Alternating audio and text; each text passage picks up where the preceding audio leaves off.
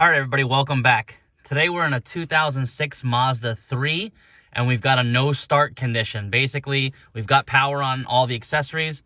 We turn the key, and we get nothing. Sometimes you'll get a click of the starter solenoid, but we're not getting any turnover on the engine at all.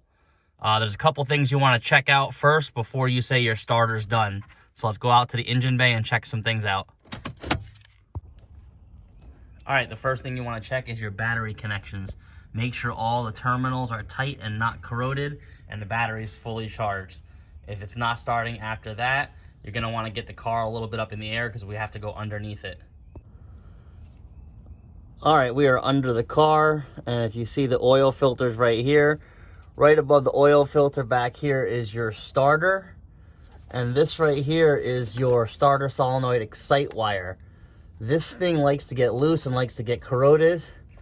So we're going to pull this one off. And as you see, it's got some corrosion on there. And it's got some green corrosion in there. We're going to want to go ahead and clean these connectors off and pack this full of some dielectric grease. And then we're going to try and start it.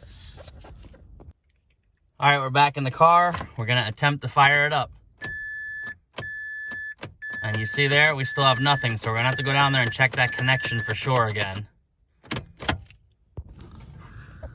Alright, if you see the red connector up there, we ended up having to cut the old connector off, and we'll show you why.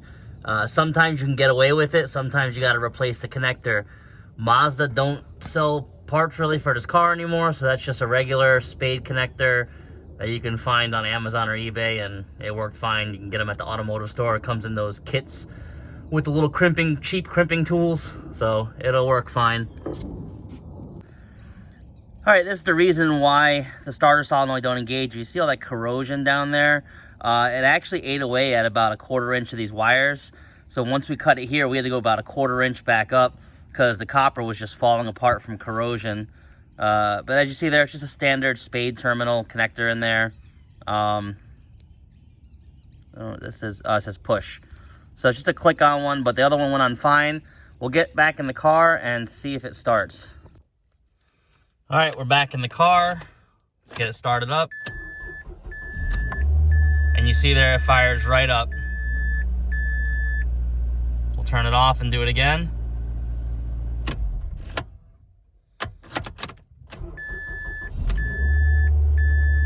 So there you go.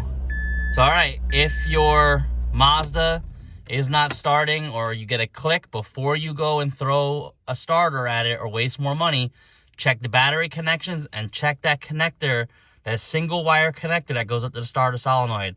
As you see, we put a new connector on it and it fired up perfectly. Hope this helps. Thanks for watching. Please subscribe.